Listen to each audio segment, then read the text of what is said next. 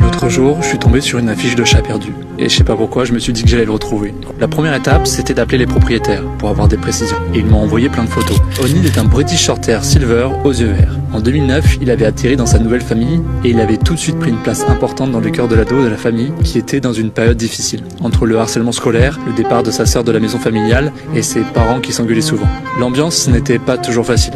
Ce petit chat avait permis de combler le cœur de cet ado de joie. Ils pouvaient lui parler et jouer ensemble. C'était un peu son petit frère. Au-delà de ça, O'Neill était un chat comme les autres. Il dormait, souvent là où il ne faut pas. Il jouait, souvent avec quoi il ne faut pas.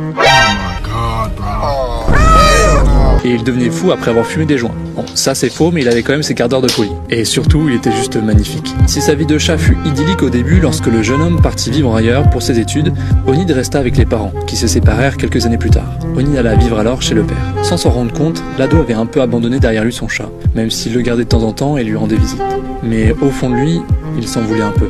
Aujourd'hui, O'Neill avait 16 ans, et après un petit accident en tombant par la fenêtre, il avait perdu de sa superbe, et des dents au passage. Et honnêtement, moi, je me demandais comment il aurait pu survivre seul dehors. J'ai alors sillonné les rues de Paris à la recherche d'O'Neill. J'en ai d'ailleurs interviewé certains, mais sans succès. Mais toujours aucune trace d'O'Neill, jusqu'à ce que je reçoive un appel. Le chat avait été retrouvé en Bretagne, et j'ai pas compris comment il avait pu arriver là.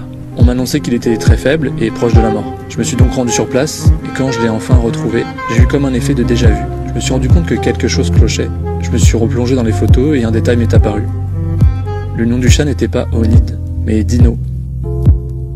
Et sur les photos, c'était moi. J'ai compris que le chat que je cherchais, c'était le mien. Et que maintenant il était mort. Dino n'avait jamais disparu. Il était parti. Et j'étais le jeune gamin plein de chagrin d'avoir laissé son chat derrière pour vivre sa vie. Et la seule chose que je regrette pas, c'est d'avoir pu lui dire au revoir une dernière fois quand il ne mangeait plus, ne marchait plus.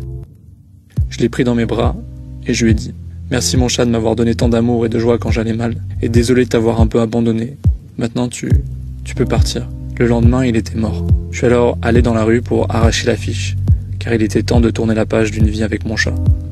Ce qu'on vient de voir, c'est une vidéo de Super Echo sur laquelle je suis tombé juste en scrollant Insta. Et du coup, ayant moi aussi perdu un chat très récemment, ça m'a vraiment pas mal touché. Donc voilà, allez voir sa page, il mérite franchement plus d'abonnés. Et du coup, là-bas, il y a aussi plus de vidéos dans ce style.